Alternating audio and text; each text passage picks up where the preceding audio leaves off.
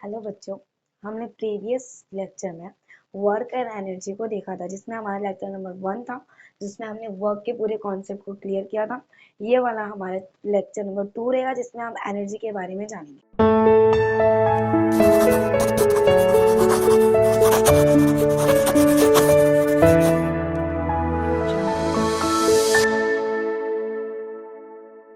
जैसा कि आपको मैंने पहले बता दिया कि आज के लेक्चर में हम एनर्जी के बारे में पढ़ने वाले हैं।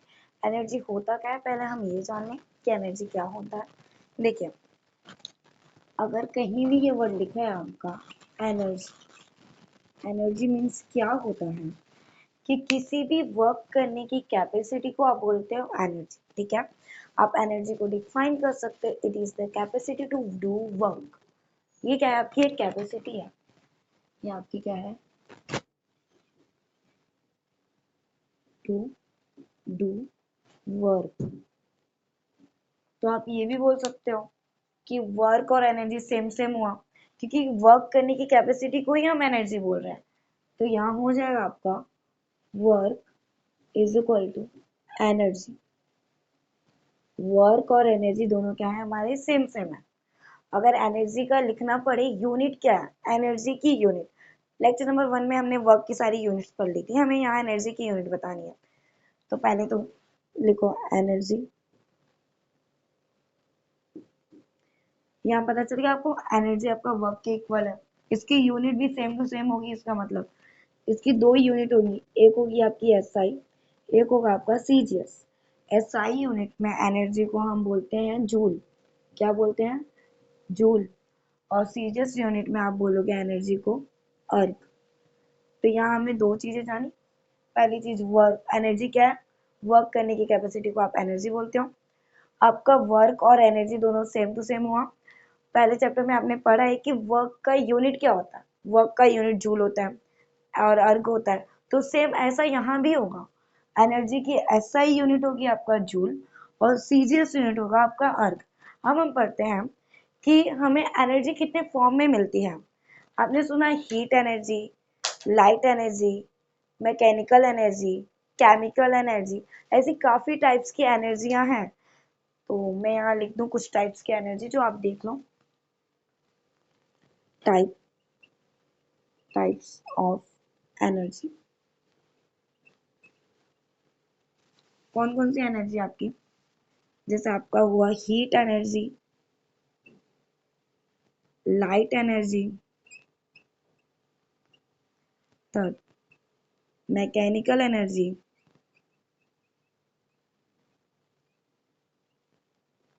फोर्थ आपका न्यूक्लियर, सुने हो, न्यूक्लियर एनर्जी, फिफ्थ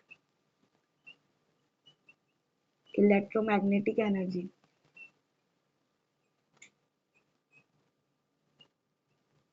एक्सेट्रा। मतलब एनर्जी के काफी टाइप्स हैं। जैसे कि यहाँ मैंने 5 लिखा है ना, तो इसका मतलब 5 ही नहीं है, और भी काफी टाइप्स हैं। और ये जो हमारा चैप्टर है वर्क एंड एनर्जी, इसमें हमें किस एनर्जी के बारे में जानना है वो देखो। यहाँ मैंने आपका लिखा मैकेनिकल एनर्जी, तो इसमें हमें मैकेनिकल एनर्जी के 2 फॉर्म्स जानने हैं। एक होता है आपका काइनेटिक एनर्जी, एक होता है आपका पोटेंशियल एनर्जी। तो हम जानते हैं अब काइनेटिक एनर्जी और पोटेंशियल एनर्जी होती क्या है। लिखते हैं काइनेटिक एनर्जी, पहले लिखेंगे हम मैकेनिकल एनर्जी। मैकेनिकल एनर्जी, जो आपकी मैकेनिकल एनर्जी है उसकी 2 फॉर्म है।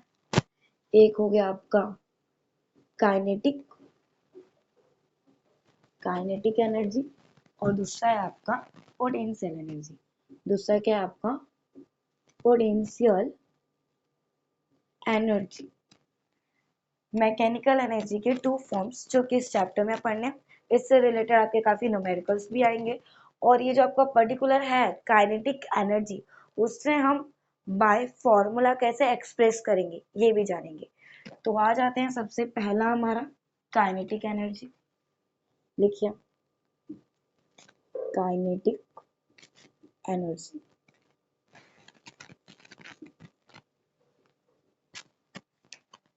आपने अपने घर में फैन देखा होगा, वो स्टार्टिंग में जब तक मैं अगर प्लग ऑन ना करूं, स्विच ऑन ना करूं, वो चुपचाप रहता है, कूलिंग वगैरह पता चलती है नहीं। अगर मैं किसी भी ऑब्जेक्ट में एनर्जी डालती हूँ तो मूव करना स्टार्ट करता है, तो उस मोशन की वजह से उसमें जो एनर्जी आती है उसे हम बोलते हैं काइनेटिक एनर्जी। जैसे कि काइनेटिक एनर्जी, काइनेटिक मीन्स होता है मोशन। क्या होता है? मोशन। तो आप लिख सकते हो एनर्जी जिसकी वजह से आपको कोई पर्टिकुलर ऑब्जेक्ट क्या करने लगे, मोशन। मैं एनर्जी प्रोवाइड करूँ किसी भी ऑब्जेक्ट को और वो करने लगे मोशन, तो मैं उस एनर्जी को क्या बोलूंगी? Kinetic energy. तो लिख सकते हैं kinetic energy is equal to work done by object. Kinetic energy क्या होती है कि किसी ऑब्जेक्ट की वजह से जो वर्क डन होता है, मैंने एनर्जी लगाई, आपका ऑब्जेक्ट मूव करने स्टार्ट किया। मूव किया मतलब अपनी पोजीशन को चेंज किया, डिस्प्लेसमेंट किया, वर्क किया। तो लिख सकती हूँ kinetic energy is equal to F into S. ऐसा सेम आपकी टेक्स्ट बुक में भी लिखा है, kinetic energy is equal to F into S, पर ये इसका फॉर्मूला नहीं है। अभी हमें इसके बाद इसके फॉर्मूले को कैसे एक्सप्रेस करना है वो जानना है, और आपके एग्जाम में इससे रिलेटेड क्वेश्चन भी आएंगे। आपके सर टीचर्स दे देंगे कि एक्सप्रेस द काइनेटिक एनर्जी, तो आप कैसे एक्सप्रेस करोगे बाय स्टेप, ये भी हम समझते हैं। इसे पहले रफ कर लेते हैं। इतना आया आपको? पहली चीज, मैकेनिकल एनर्जी के टू टाइप्स होते हैं, काइनेटिक, पोटेंशियल। अब जानते हैं काइनेटिक होता क्या है। काइनेटिक एनर्जी होता है किसी भी मूविंग ऑब्जेक्ट में जो एनर्जी रहती है उसे हम बोलते हैं काइनेटिक एनर्जी। काइनेटिक एनर्जी, जब आपका ऑब्जेक्ट मूव करेगा तो वर्क कर रहा है, तो लिख सकते हो kinetic energy is equal to work done by object. तो यहाँ लिख सकते हैं वर्क डन का फॉर्मूला क्या था? F into S. तो लिख सकते हो kinetic energy is equal to F into S. इसके आगे हमें जानना है कि काइनेटिक एनर्जी को बाय फॉर्मूला हम कैसे एक्सप्रेस करेंगे और या फिर कैसे निकालेंगे। तो अभी मैंने आपको बताया कि काइनेटिक एनर्जी होता क्या है, तो हम आगे पढ़ने वाले हैं एक्सप्रेशन फॉर काइनेटिक एनर्जी। हम काइनेटिक एनर्जी को बाय एक्सप्रेशन कैसे निकालेंगे। मैंने आपको पहले बताया ना, वर्क वर्क आपको बहुत अच्छे से पता है फर्स्ट लेक्चर के अकॉर्डिंग। वर्क होता है, वर्क इज इक्वल टू आपका होता है फोर्स इनटू डिस्प्लेसमेंट। ये आपको पता है, मुझे भी पता है, आपको भी पता है। आगे देखते हैं। आपका वर्क होता है फोर्स इनटू डिस्प्लेसमेंट। अब देखिए मुझे निकालना है आपके लिए काइनेटिक एनर्जी। काइनेटिक एनर्जी आपकी निकलेगी कैसे? कोई ऑब्जेक्ट है, उसमें मैंने एनर्जी लगाई हूँ और वो मोशन करना स्टार्ट कर दिया है। मतलब ऑब्जेक्ट में दो तीन चीजें होंगी, एक तो उसका मास होगा, पर्टिकुलर मास होगा ऑब्जेक्ट का। जब वो स्टार्टिंग में रहेगा, जैसे कि मेरे हाथ में ये मेरा मार्कर है नॉर्मली है, तो स्टार्टिंग में उसकी इनिशियल वेलोसिटी जीरो होगी और फाइनल वेलोसिटी कुछ ना कुछ चेंज होगा। स्टार्टिंग में जीरो चुपचाप बैठा है ना, तो अगर कोई आपसे पूछे स्टार्टिंग में क्या रहता है, कोई भी आपकी जो भी काइनेटिक एनर्जी फॉर्म में वर्क आपका दिखा रहा है, कोई भी ऑब्जेक्ट, चाहे आपका फैन हो, पर स्टार्टिंग में तो वो जीरो होगा ना, स्टार्टिंग में वो शांति से बैठा होगा। तो यहाँ कुछ चीजें पहले लिख लेते हैं जो हमें जाननी है। जैसे कि जो ऑब्जेक्ट आपको काइनेटिक एनर्जी दिखाएगा उसका मास होगा कुछ ना कुछ, जिसे हम एम से डिनोट करेंगे। स्टार्टिंग में उसकी इनिशियल वेलोसिटी आपकी होगी जीरो। ये दो चीजें हमें पता है। ऑब्जेक्ट का मास भी होगा, स्टार्टिंग में वो जीरो रहेगा, इसकी वेलोसिटी स्टार्टिंग में जीरो रहेगी। आपने अपने फर्स्ट चैप्टर में पढ़ा है न्यूटन के बारे में, काफी चीजें, काफी अच्छी अच्छी। न्यूटन के बारे में हमने दो चीजें पढ़ी हैं। एक है न्यूटन ने दोनों चीजें अपने मोशन पे दी थी। एक उन्होंने मोशन से रिलेटेड लॉ दिया था, एक उन्होंने मोशन से रिलेटेड इक्वेशन दिए थे। तो ये जो हम लोग एक्सप्रेशन स्टार्ट करेंगे इसमें न्यूटन के लॉ का भी यूज है प्लस उनके इक्वेशन का भी यूज है। और आपने अपना फर्स्ट चैप्टर बहुत अच्छे से किया तो आपको ये आता होगा कि Newton first law of motion क्या है। Newton first law of motion, according to Newton first law of motion we know that, उन्होंने अपने फर्स्ट लॉ ऑफ मोशन में बताया था F is equal to M A. इसे याद करने का एकदम easiest way, father is equal to माँ, ठीक है, हमेशा याद रहेगा F is equal to M A. ये इन्होंने दिया था आपके फर्स्ट लॉ ऑफ मोशन में पहला। ये आपका बना आपका फर्स्ट इक्वेशन। मुझे निकालना है वर्क। वर्क के लिए आपको फोर्स चाहिए और डिस्प्लेसमेंट चाहिए, एफ चाहिए और यस चाहिए। यस तो निकल गया, आराम से निकल गया। अब मुझे यस को निकालना है। यस कैसे निकलेगा, हम आते हैं न्यूटन के लॉ ऑफ इक्वेशंस पे। यहाँ लिखते हैं, यहाँ मैं साइड में कहीं लिख दूं कि आपको याद रहे। फर्स्ट, सेकंड एंड थर्ड, इन्होंने 3 इक्वेशन दिया था।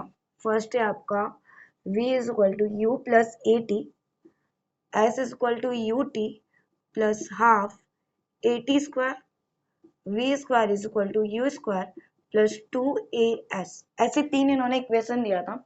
अपने अपने किसी भी पर्टिकुलर ऑब्जेक्ट के मोशन से रिलेटेड इन्होंने क्या बोला था, ये 3 इक्वेशन होता है। अगर कोई ऑब्जेक्ट मेरा मोशन कर रहा है तो उसके 3 इक्वेशन है। मुझे क्या चाहिए, यस चाहिए। आपको यस किससे मिल जा रहा है, सेकंड से। तो मैं डायरेक्ट अब यहाँ लिखूंगी from Newton's second equation of motion. Motion के सेकेंड इक्वेशन से आपको क्या पता चलेगा, यस की वैल्यू। आप लिखोगे अब S is equal to U T plus half A T square. ये हो गया था आपका S equal to U T plus half A T square. यहाँ देखिए मैंने स्टार्टिंग में आपका क्या लिखा है, initial velocity is equal to 0। ये जो आपका इनिशियल वेलोसिटी होता है ना, उसे हम यू से डिनोट करते हैं, यू से। तो इन आपका यू 0 है, तो अब आप लिख सकते हैं S is equal to 0 multiply T plus half A T square. और आपका 0 टी से मल्टीप्लाई करेगा तो आंसर आने वाला है 0, 0 plus half A T square. तो अब आपका बन जाए S is equal to half A T square, क्योंकि 0 मल्टीप्लाई किया टी से, टी आपका गायब हो गया। ये बना आपका इक्वेशन 2, इक्वेशन 1, इक्वेशन 2। अब ये दोनों इक्वेशन को हम रखेंगे अपने वर्क में। आपको मिला है एफ और आपको मिल गया यस। अब लिखेंगे हम क्या, फ्रॉम इक्वेशन 1 एंड 2, 1 एंड 2 से आपको मिला है आपका एफ एंड एस। तो लिखेंगे W इज इक्वल टू, लिखिए आप W इज इक्वल टू आपका एफ क्या है, एम ए। तो लिखो पहले एम ए, मल्टीप्लाई करना, ठीक है लिख दिया मल्टीप्लाई। क्या आपका half A T square, yes की जगह क्या लिखोगे, हाफ ए टी स्क्वायर। लिखो यहाँ हाफ ए टी स्क्वायर। एक नई चीज बताती हूँ, वैसे फिलहाल के लिए आप देख रहे हो A M A half A T square. बेचारे हाफ को ना बहुत ज्यादा अनकंफर्टेबल फील हो रहा है, एबीसीडी सब में कहाँ से नंबर आ गया। देखो मल्टीप्लाई में क्या होता है, आप किसी को भी आगे पीछे करोगे वैल्यू बिल्कुल नहीं चेंज होती। तो एक काम करते हैं, इसका ये जो थोड़ा अजीब लग रहा है ना, बाहर निकाल देते हैं इसे। आप लिख सकते हो W is equal to half M, यहाँ ए मल्टीप्लाई करेगा ए से, हो जाएगा आपका ए स्क्वायर, और यहाँ टी स्क्वायर। ऑलरेडी अरे आपके दिमाग में मिस कुछ भी सिखाती है, ऐसा नहीं है बच्चा, मिस कुछ भी नहीं सिखाती है। यहाँ आपके लिए एक मैं नॉर्मल सी चीज दिखा दे रही हूँ। यहाँ देखो 5 इंटू 2 इंटू 3 मल्टीप्लाई करो, कितना आएगा 10, 5 इंटू 2 10, 10 इंटू 3 30। वही मैं अगर ऐसा कर दूं 5 इंटू 3 इंटू 2, फिर भी आएगा आपका 30। कहीं भी वैल्यू चेंज हुई नहीं। तो मल्टीप्लाई करते समय आगे पीछे करोगे कोई दिक्कत नहीं होगा, चाहे वो आपका एबीसीडी हो चाहे वो आपका नंबर हो। ये हो गया हमारा मल्टीप्लाई का। मैथ्स में हमने पढ़ा है, अगर दो स्क्वायर है तो हम इसे ब्रैकेट में कर सकते हैं, ए टी का होल स्क्वायर कर सकते हो आप, क्योंकि ये भी स्क्वायर है वो भी स्क्वायर है। तो आप लिख सकते हो हाफ एम, यहाँ ए टी का होल स्क्वायर। ये बना आपका W is equal to half A T का होल स्क्वायर, इक्वेशन नंबर 3। अभी मुझे निकालना है एटी के बारे में। एटी, क्योंकि हमारे काइनेटिक एनर्जी का फॉर्मूला होता है half M V square. A T की जगह वी कैसे आएगा, आते हैं पहले जो मैंने आपको 3 चीजें सिखाई। वी निकालना हो तो वी निकालने के लिए ये भी फॉर्मूला है, ये भी फॉर्मूला है। मुझे एटी लाना है, तो क्या करोगे, इनिशियल वेलोसिटी 0 है, यू की जगह लिखो 0, तो v is equal to direct 80 हो जाएगा। यहाँ करके दिखा रही हूँ आपको, देखो होगा from Newton's first equation of motion, आप लिख सकते हो v is equal to U T plus half, ये v is equal to u plus A T आया। इनिशियल वेलोसिटी स्टार्टिंग में मैंने बोल दिया है 0, तो यहाँ भी आप कर दो 0। तो अगर आप करोगे अब v is equal to 0 plus A T, तो v इज इक्वल टू क्या आ गया आपका 80। अगर मैं v की वैल्यू, ये जो हमारे v इज इक्वल टू 80 आया है, यहाँ आ गया 80 का होल स्क्वायर, 80 के प्लेस पे आप v लिख सकते हो बिकॉज दोनों इक्वल है, तो लिख सकते हो from this equation number 3 we can write, आप इक्वेशन नंबर 3 क्या लिख सकते हो, w is equal to half m v square. यहाँ v स्क्वायर कैसे हुआ, क्योंकि आपका v 80 के इक्वल है, तो 80 के प्लेस पे आप क्या लिख दोगे v, 80 के प्लेस पे आप क्या लिख दोगे v, तो हो गया w is equal to half m v square. ये आ गया आपका बहुत प्यारा सा w is equal to half M V square. But आपका जो w है वो काइनेटिक एनर्जी के इक्वल होता है, दैट्स व्हाई आप लिख सकते हो कि काइनेट, इसलिए आप लिख सकते हो kinetic energy is equal to half M V square, it's proof. Okay, इतना बड़ा प्रोसेस है, बस आपको दो तीन चीजें अपने दिमाग में रखनी है। न्यूटन्स का लॉ क्या था, उनका इक्वेशन क्या था, स्टार्टिंग में चाहे कैसा भी ऑब्जेक्ट आपका मोशन में कर रहा है, पर शुरू में तो वो इनिशियली शांत होगा, बैठा होगा ना, इसलिए मैंने लिख दिया initial velocity u is equal to 0। u का यूज पूरे इक्वेशन में ध्यान दोगे तो ये आपका हो गया expression for kinetic energy, k is equal to half M V square complete.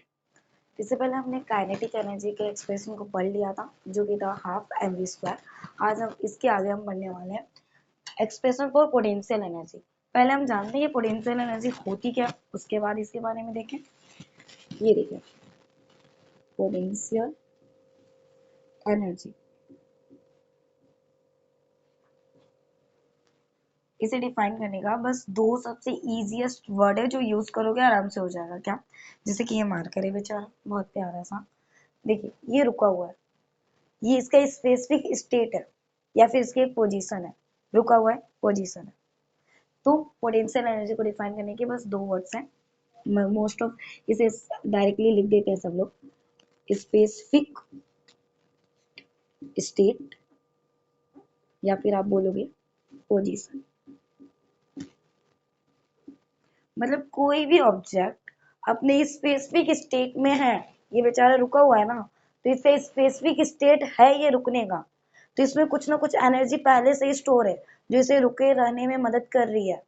तो energy store in object because of its specific state और पोजीशन, बस इतना बोलना। किसी भी ऑब्जेक्ट में एनर्जी स्टोर है, किसकी वजह से, उसके स्पेसिफिक स्टेट और उसके पोजीशन की वजह से, उससे हम बोलते हैं पोटेंशियल एनर्जी। पोटेंशियल एनर्जी आ गया, बहुत अच्छा। देखिए थोड़ा काम कर लेते हैं, बहुत ज़्यादा पढ़ते पढ़ते थोड़ा काम भी करना चाहिए, करते। ये एक आपका ऑब्जेक्ट है, कोई भी ऑब्जेक्ट है, वैसे उतना अच्छा बनाने नहीं आता, इतने से समझो। ये आपका ऑब्जेक्ट है, इसका मास होगा आपका एम मास है, मुझे इसे नीचे से ऊपर लेके जाना है।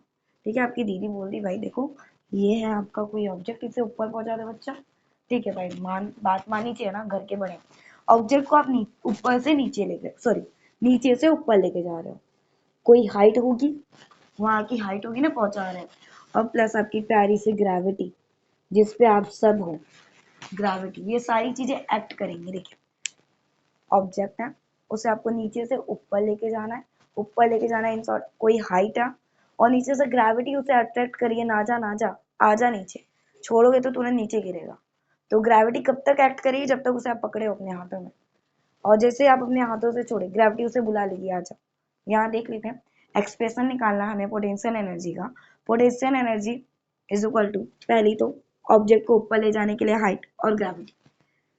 आपको पता है वर्क और एनर्जी सेम टू सेम होती है, पहले स्टार्टिंग में मैंने एनर्जी के इंट्रो में ही आपको बताया आपकी वर्क और एनर्जी सेम होती है, तो लिख लेते हैं potential energy is equal to work done by object, किसी ऑब्जेक्ट की वजह से जो वर्क डन हुआ है, तो आप लिख सकते हो P is equal to potential energy is equal to work का formula force into displacement, yes is your displacement. मैं क्या बोल रही हूँ, आपके ऑब्जेक्ट को मैं नीचे से ऊपर लेके जा रही हूँ। फोर्स का फॉर्मूला क्या होता है, फोर्स का formula F is equal to M A पढ़े हुए, लिखती हूँ, वी नो दैट, ठीक है, because F is equal to होता है आपका एम ए, ये मुझे पता है, अच्छे से पता है। जब कोई ऑब्जेक्ट नीचे से ऊपर जाता है ना, तो ये जो आपका एक्सेलरेशन लगता है वो ग्रेविटेशनल एक्सीलरेशन कन्वर्ट हो जाता है, नॉर्मल नहीं रहता। तो एक ही प्लेस पे आप क्या लिखते हो, जी। तो आप लिख सकते हैं F is equal to M G, because आपका ऑब्जेक्ट कहाँ जा रहा है, अपवर्ड डायरेक्शन जा रहा है, अपवर्ड डायरेक्शन जा रहा है, नीचे से ऊपर जा रहा है, ग्रेविटी एक्ट कर रहा है। और आपका यहाँ एस, जिसे हम बोलते हैं डिस्प्लेसमेंट, नीचे से ऊपर जा रहा है मतलब हाइट पे जा रहा है, वन प्लेस से दूसरी प्लेस पे, उसे हम बोलते हैं डिस्प्लेसमेंट। तो यहाँ डिस्प्लेसमेंट हाइट की हुई है, यहाँ जी क्यों हो गया, क्योंकि मेरा ऑब्जेक्ट अपवर्ड डायरेक्शन में जा रहा है, ग्रेविटी एक्ट कर रही है। तो मैं लिख सकती हूँ यहाँ मेरा आया F is equal to M G, S is equal to H, sorry S is equal to H, मतलब हाइट पे गया। तो यहाँ आपका इक्वेशन है potential energy is equal to F S from equation 1 and 2। F की जगह आप लिखो एम जी, एस की जगह आप लिखो एच, आ जाएगा आपका potential energy is equal to M G, F की जगह एम जी इंटू एच हुआ आपका, एच, एस की जगह एच। इसे नॉर्मली लिखोगे F, potential energy is equal to M G H. कितना अच्छा है एम जी एच, इसे आप बोल सकते हो एम जी एच, सॉरी काफी इजी है। ऐसे कोई मसाला है एम डी एस, ऐसे कुछ कोरिलेट करके याद कर लेना, but it's so easy, direct आप एम जी एच से याद करो। हमने दो चीजें पढ़ी अभी, kinetic energy, potential energy. Exam में आपके न्यूमेरिकल्स आएंगे, ये जो एक्सप्रेशन है ना, आपका सर बस ये जानना चाहता है मेरा बच्चा पढ़ रहा है कि नहीं, थोड़ा आपके दिमाग को यूज करने के लिए पूछेगा। तो अगर ये सारी स्टेप्स आप जानोगे ना, मास है, ऑब्जेक्ट का मास है, हाइट पे जा रहा है तो ग्रेविटी लग रही होगी, तो मैं फोर्स को लिखूंगी एम जी, हाइट है तो एच लिखूंगी, डायरेक्ट फॉर्मूला आ जाएगा पोटेंशियल एनर्जी का एम जी एच।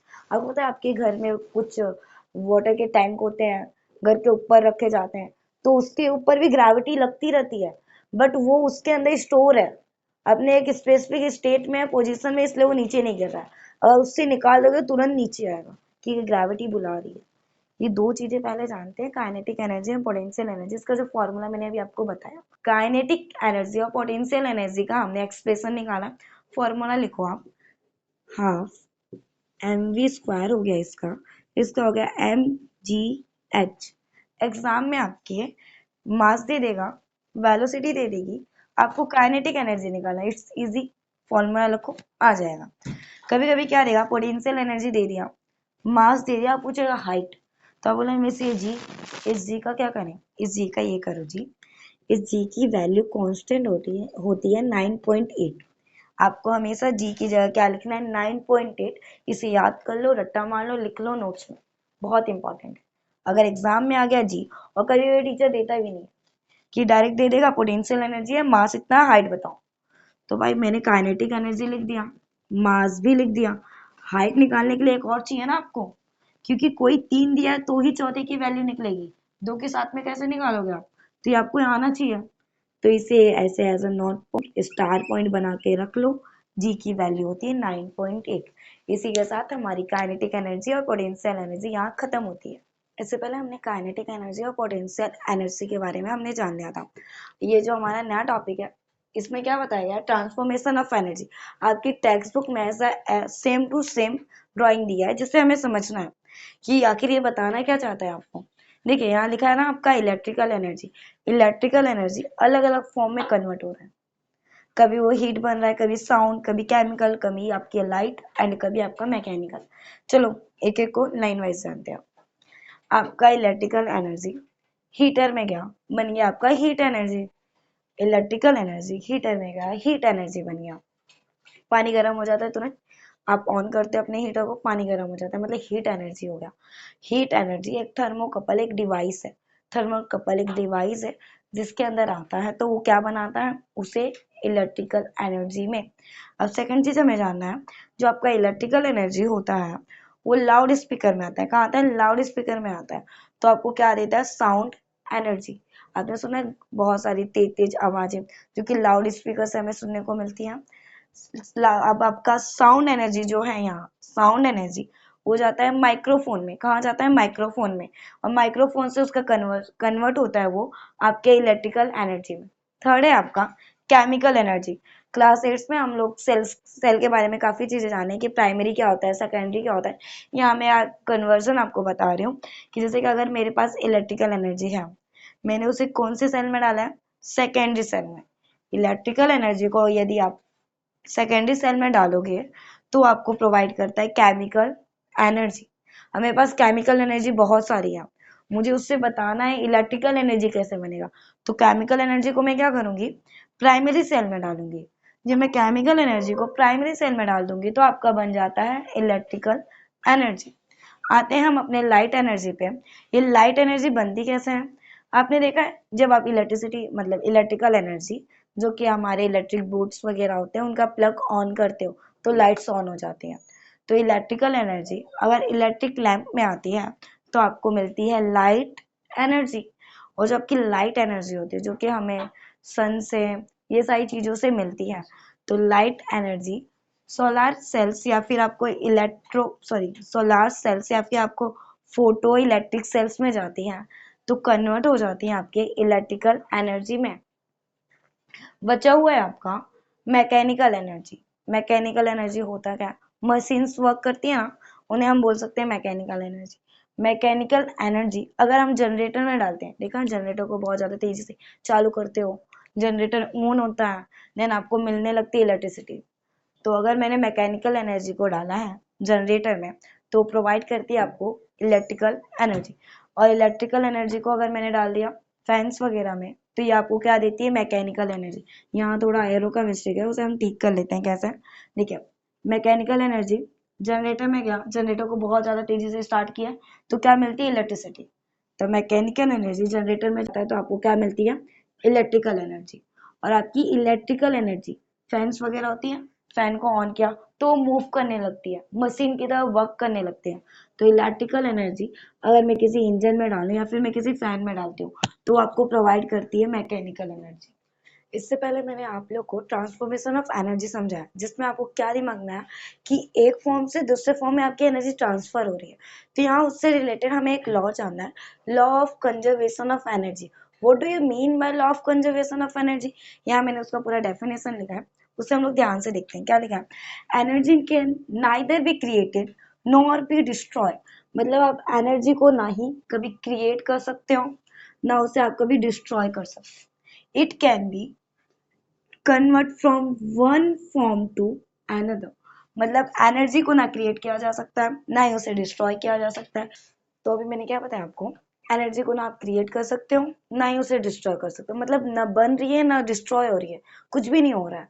तो एट द लास्ट वो कांस्टेंट बचेगी ना, जितना पहले था उतना आज भी है। तो energy not be created, neither be created, neither be destroy, ये वन फॉर्म से अनदर फॉर्म में क्या होती है, ट्रांसफॉर्म होती है, कन्वर्ट होती है। तो आप बोल सकते हो total amount of energy in universe, पूरे यूनिवर्स में जितनी एनर्जी हो क्या है आपकी, कांस्टेंट है। इससे क्या पता चला कि मैं इससे पहले आपको बताई कि आपका इलेक्ट्रिकल एनर्जी कभी साउंड में जा रहा है, कभी लाइट में जा रहा है, तो कभी केमिकल एनर्जी बन जाए, कभी मैकेनिकल एनर्जी बन रहा है। ये बन कैसे रहा है, ट्रांसफॉर्म होते जा रहा है। यहाँ कोई नई चीज आके ऐड नहीं हो रही। इलेक्ट्रिकल एनर्जी कभी मैकेनिकल बन जा रही है, कभी वो मैकेनिकल से इलेक्ट्रिकल बन जा रही है। तो ये पूरा एट द लास्ट कंक्लूजन आया। ये आपके एग्जाम में एज अ 2 मार्क्स के लिए या फिर 1 मार्क्स के लिए आपका टीचर पूछेगा कि law of conservation of energy. तो आपको क्या लिखना है, एज इट इज, जैसा दिया आपके टेक्स्ट बुक में भी ये पूरी चीजें दी हैं। बट एक बार आप माइंड में रखो, ये एनर्जी को आप क्रिएट नहीं कर सकते, डिस्ट्रॉय नहीं कर सकते, उसे वन फॉर्म से अनदर फॉर्म में आप कन्वर्ट करते हो। दैट्स वाई वो पूरे यूनिवर्स में कांस्टेंट होती है।